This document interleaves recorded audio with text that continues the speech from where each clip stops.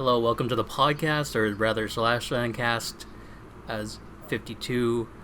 Disney Speedstorm is the worst game I ever played. I have Heroes 3 rules there. Oh my. Okay, so anyway, over a free play weekend, they made Disney Speedstorm available to download and try out. What horror to thine eyes I did not expect. Okay, the game itself isn't that bad, but it's the most cynical Disney game I've ever tried. And it's by the same studio who made Disney Dreamlight Valley, Gameloft, but this time a different branch of Gameloft in Barcelona.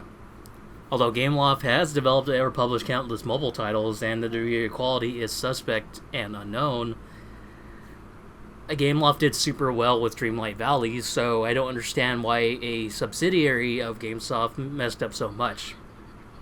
The first problem is, much as the internet can't shut up about it, Star Wars Battlefront 2, a possible good game hidden in microtransactions.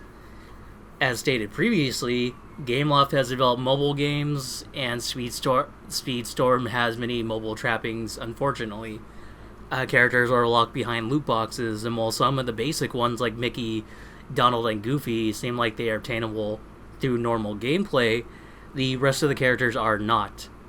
Characters like mobile games are attainable only by buying loot boxes and obtaining character shards. Only by collecting enough character shards can you unlock said character, but the loot boxes also contain pit crews, supporting characters from the films that are not playable and only give you performance boosts. So a lot of times you won't get the character, you're just going to get a supplementary boost thing.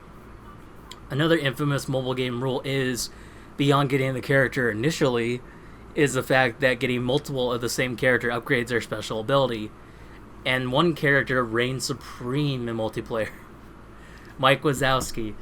Mike Wazowski from Monsters Incorporated has an ability that more or less allows you to teleport to another player's location. And getting multiple Mike Wazowski's upgrades, that's a mouthful, that upgrades that ability further, thus ensuring a tilted playing field.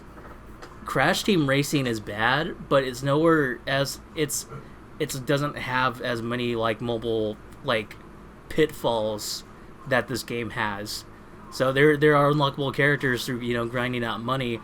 But almost all the driving types per character are unlocked, and almost if there is a specific character that you need, one is at least unlocked through a cheat code, one is at least two, I think there's through secret challenges from the story mode.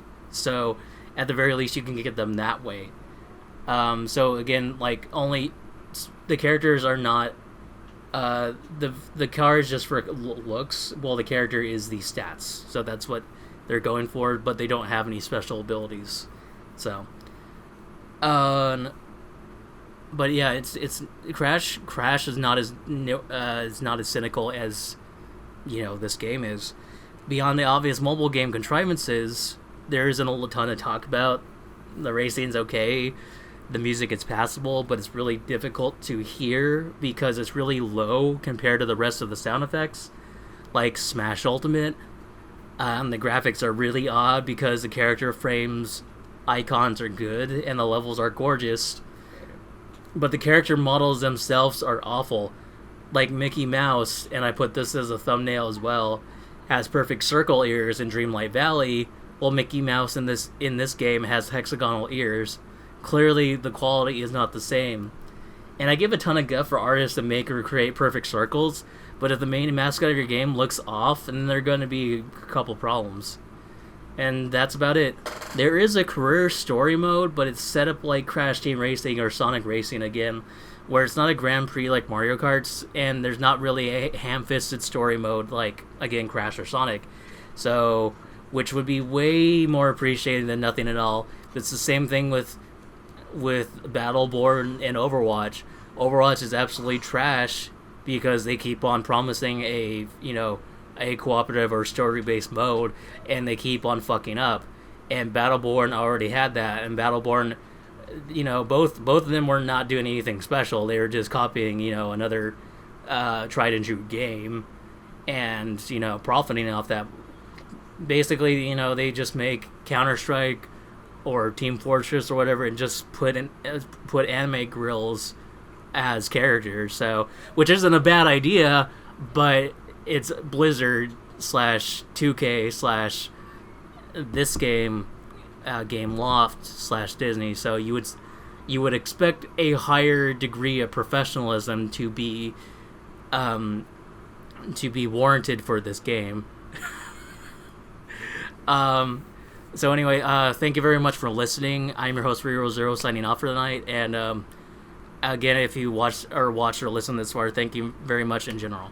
So I'm out for the night. Thank you.